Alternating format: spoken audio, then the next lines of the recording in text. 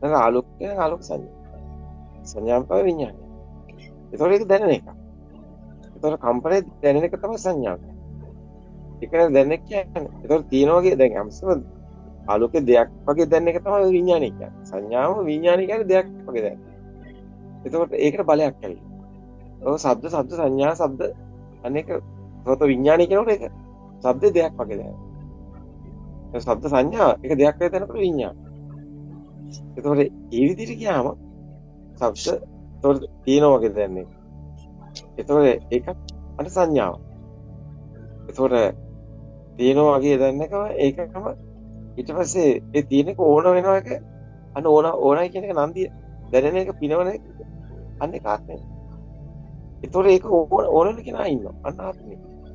අර ඇත්තටම අර කම්පන වේගයට තමයි මේක එන්නේ. ඔය කම්පනය හැමතිස්සෙම බලයක් කම්පනයට බලයක් සකස් වෙන එක. ලෝකෙට කරන අන්ත දෙකක් අතර බලයක් තියෙන එක තමයි මේ ලෝකෙට හේතුව. ඒක තමයි එතකොට මේ ආලෝකයේ ශබ්ද වෙලා සිතුවිලි වෙලා අන්තිමව දරුවෝ වෙලා අන්තිමව තියෙනව වෙලා අන්තිමට මම ඉන්නව වෙලා. එතකොට දැන් මෙතනදී මේ ඉත්ත කම්පනේ සත්ත්ව කම්පනේ ඉත්ත කම්පනේ දැන් මේ සාසන ස්වභාවයට හේතුව. දැන් සාසන ස්වභාවය අවතිව රාග දේශෝ මානිය මක්කට අතිමානිය කුක්කරෝ කියන්නේ ගති නිමිති කම්ම නිමිති කියන්නේ දැන් නිමිති කියන්නේ සංඥාවක්. දැන් සංඥාව තමයි පෙන්වන්නේ. දැන් ඝන සංඥා සුකුම වෙන සුකුම ලෝක පෙන්වන්නේ ඕකයි. දැන් සුකුම ලෝක කියන්නේ මොකද්ද? ඒක සංඥාවක්. දැන් දිව්‍ය ලෝක කියන්නේ ඒක සංඥාවක්. බ්‍රහ්ම ලෝක ඒක සංඥාවක්. අරූප ලෝක ඒක සංඥාවක්. ඒතකොට නිර ඔක්කොම සංඥා තියෙන්නේ. ඒ සංඥා කියන්නේ කම්පනයක් කරන්ට් එකක් වගේ. දැන් මේක තියෙනවා තියෙන එකක් නෙමෙයි. ඒ කියන්නේ මෙහෙම නිකන් අර නිකන් අප්පුඩියක් ගන්නවා වගේ වැඩක්. ඒකේ කම්පන උනොත් තියෙනව නැත්නම් නැහැ. ඕක තවත් කතාවක්. දැන් මෙතන අපි දැන් මෙහෙම කම්පනයක් වුණොත් ලෝකේ තියෙන්නේ. ආයතනයක් කම්පණය වුණොත් තමයි තියෙන්නේ. දැන් මේක ඇවිල්ලා මේක කොහොමද කියන්නේ? දැන් මේ සිත සකස් වුණොත් නේ තියෙන්නේ. සකස් වුණොත් ඒ සිත පරවන්න බෑ. මේ 31 ලෝක ධාතුව මොහොමයි. ඒ කියන්නේ මේව කොහෙවත් තියෙනව නෙමෙයි. කම්පණය වුණොත් තියෙනව නැත්නම් නැහැ කිව්වේ ඒක. ඔය 31 ලෝක ධාතුව කොහෙවත් තියෙනව නෙමෙයි. හැබැයි නැත් නෙමෙයි. ඒ කියන්නේ කම්පණය වුණොත් තියෙනවා. දැන් කල්ප 80000 කොහොමද ඉන්නේ අසංකල්ප. ඒක සුකුම ස්වභාවය. හැබැයි කම්පන වුණොත් තියෙන්නේ. නැත්තම් නෑ. කල්ප ගණන් යනවා කම්පනයක්. හැබැයි දැන් කම්පනයක් වුණොත් දැන් අපි ගමු දැන් මෙන්න මෙතන අපි දැන් මෙතන කම්පනයක් වුණා කියලා හිතන්නකො. දැන් මේක ගොඩාක් වැදගත් මේ අභිඥා දේශනා යන්නේ හොඳේ. දැන් මෙතන කම්පනයක් වුණා කියලා හිතන්නකො. දැන් මෙතන කම්පනයක් වුණොත් අපි හිතමු දැන් මොකක්ද අපි දකිනවා කියලා. අපි හිතමු පුටුවාරි මොකක් කරේ කියලා. සාර අසංකේ කල්ප ලක්ෂයක් හරි. ඒ කියන්නේ ওই කතාව තියෙන ඔන්න ඔතනයි.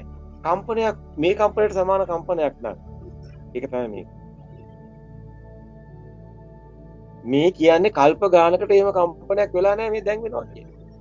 හැබැයි එහෙම එකක් තියෙනවා. ඒක අපි දන්නේ නැහැ. එහෙම එකක් කොහෙවත් නැහැ හැබැයි. හැබැයි දැන් වුණොත් තියෙනවා. තේරෙන්නේ නැති වෙයි. ඔක්කයි ඔබේ ආත්ම කතාව. ඔබට නොපෙනෙන ඔබේ ආත්ම කතාවේ තියෙන ගැඹුරු පැත්තක් තියෙනවා. ඔබ හිතන ඔබ මැරලා ඉවරයි කියලා ඒක වෙන්නේ නැහැ. ඔබ හිතන්නේ ඔබ සත්පුජ්‍යල දෘෂ්ටියක. මේක සත්පුජ්‍ය දෘෂ්ටියක් නෙමෙයි. මේ සංඥා කියන එක සත්පුජ්‍යල කතාවක්. මේක සකස් වෙනවා. ඊට පස්සේ දැන් ආයතන ටික ඇදලා ආවම තමයි යන්න සත්පුජ්‍යල කතාව. අන්න ආත්මය තමයි පනව. හැබැයි මේක නෑ කියන්න බෑ. ඇයි කම්පන වුණොත් තියෙනවා. කම්පන වුණොත් තියෙනවා නෑ කියන්න බෑ. සත්‍යෙ නෑ කියන්න බෑ. කම්පන වුණොත් තියෙනවා. දැන් මේ අරූප ධානයේ ඉන්නකොට ඔන්න මුකුත් දැනෙන්නේ නැහැ. මේ ඔන්න මේක හොඳට අත්දැකපු කෙනෙකුට මේක කියනකොටම තේරෙනවා. අරූප ධානයේ ඉන්නකොට ඔන්න මුකුත් දැනෙන්නේ නැහැ. ඔන්න සංඥා නොදෙන ස්වභාවයට යනවා. දැන් නිරෝධසභාපත්තිය කියලා හිතනකොට මොන කිසිම සංඥාවක් දැනෙන්නේ නැහැ. දැන් හුස්ම ටික ගියා කියලා හිතන්නකො. දැන් ඔතන ආත්ම දෘෂ්ටිය තිබ්බොත් ඔය දැනෙන්නේ නැති ස්වභාවයේ ඒකට තියෙනවා වෙන්නේ නැති උනාට දැනෙන ස්වභාවයට කැමැත්තක් තියෙනවා. ඒ දැනෙන ස්වභාවයට තියෙනවා ඒකේ දැනෙන ස්වභාවයක්. දැනෙන්නේ නැති ස්වභාවය දැනෙන ස්වභාවය. ඔක කඤ්ඤා සාමිතින්ද්‍රිය කියනකොටත් කියනවා. දැනෙන්නේ නැති ස්වභාවයට තියෙනවා. ඒකෙත් ඉන්නවා. ඒ දැනෙන ස්වභාවය තමයි ආත්මය. දැන් ඊට පස්සේ බලන්න ඕනේ ඔක මොකද දැනෙන්නේ නැහැ. අපි දැනෙන්නේ නැති එකේ ආත්ම දෘෂ්ටිය ආත්ම දෘෂ්ටි කියන්නේ ආත්ම කම්පනයක්. ඇත්තටම සංඥාවක්. ඒ ආත්ම සංඥාවක් තියෙන. ඒ ආත්ම සංඥාව තියෙනකන් නොදැනෙන ස්වභාවයේ ආත්ම සංඥාවක් තියෙන. ඒ නොදැනෙන ස්වභාවය තමයි ආත්ම සංඥාව වෙලා තියෙන්නේ. ඊට පස්සේ බලන්නකෝ දැන් නොදෙන ස්වභාවයෙන් අර්ථ සංඥා කල්ප 80000ක් වෙන්නේ දැන් ඕකනේ. නසන නාසය සුඛ සුඛ සත්‍යඥා කල්ප 80000ක් අවසතිය. ඒකට හේතුව දැන් මොකුත් දැනෙන්නේ නැහැ. දෙක කොහොම සංඥාවක්. කොහොමද හොයන්නේ? ඔක හොයන්න බෑ.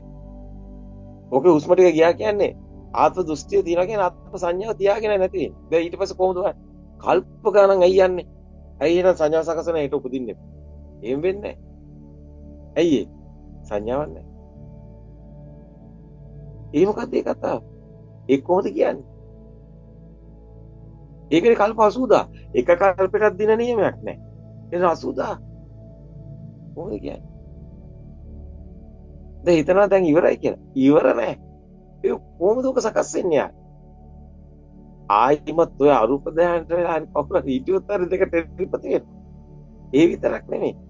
ඔය ඕකේ සාමාන්‍යයෙන් අපි කතා කරන්නේ කොහොමද? කොහොමද කතා කරන්නේ? ඕක ටෙලිපති වෙනවා. කොහොමද වෙන්නේ? කොහොමද වෙන්නේ? කවුරු හරි කෙනෙක් අරූප ධානයට සමවැදිලා අරූප ධානයේ පිරුණොත් මොකද කරන්නේ? අරක ටෙලිපති වෙලා අරූප ධානයට ඇවිල්ලා ඒක ඇවිල්ලා ආයි පිරුණොත් ආයි කෙලින්ම මනස ලෝකෙට. ඔන්න ඔය වගේ ස්වභාවයක් ඔකේ තියෙන්නේ. දැන් තේරෙනවද මේ කතාව? ධ්‍යාන අවස්ථාවේ ඉන්නකන් විතරයිනේ මේ ධ්‍යානෙන් පිරුණාට පස්සේ ආයි සාමාන්‍ය ස්වභාවයේදී පෙලස් තියෙනවනේ. තේරුන්නේ නැතුව. තේරුණාරයන් වහන්සේ. දැන් ආයි කවුරු හරි කෙනෙක් අරූප ධ්‍යානට සමවැදලා ධ්‍යාන අවස්ථාවේ ඉන්නකන් හොඳයි පිරිච්ච ගමන් ආයි ඉවතිලා.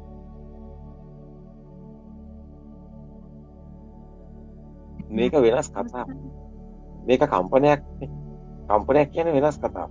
ඒ ධ්‍යාන ස්වභාවයක් කියන්නේ පවතින එකක් නෙමෙයි. එතන ස්වභාවයක් නේ. හැබැයි ඒක අවසානයක් නෙමෙයි. ඒ කියන්නේ එතන තියෙනවනේ මෙතන දැන් අපි තුමු දැන් ඒ ස්වභාවයට කැමැත්තක් තියෙනවනේ. දැන් අපි ගමු මේක දැන් මේක සංඥාවක් නේ. දැන් අපි ආත්ම සංඥාවක් තියෙනවා කියලා දැන් බුද්ධ ධර්මයේ දැකලා නැහැ. නමුත් භාවනා කරනවා. ඒතකොට කියනවනේ එන්ලයිට්මන්ට් වෙනවා කියලා විශ්ව ශක්තියට එකතු වෙලා ඉන්නවා කියලා. ඒක හරි. ඒක හරි. ඇයි දන්නවද? ඇත්තම කිව්වොත් එහෙම අනන්තය දක්වාම එතකොට විශ්ව ශක්තියට එකතු වුණා වගේ තමයි. ආත්මය තියෙන්නේ. නොදැනෙන ස්වභාවයක තියෙන්නේ. හොයන්න බෑ. ඒ ආත්ම සංඥා තියෙනවා. ඒකයි. දැන් අපි කියන මෙන්න මෙහෙම. මේ ලෝක තියෙනවා කියනවා. ඒකත් සංඥා ඒකත් කායක්. ඒ වගේ ස්වභාවයක බලන්න දැන් මෙතන කයක් පනවන්න බෑ. හැබැයි සංඥා එකමයි. එහෙම ලෝකයක්. කවුරු අසංතලට ගියත් එකයිනේ. එකම සංඥාවක.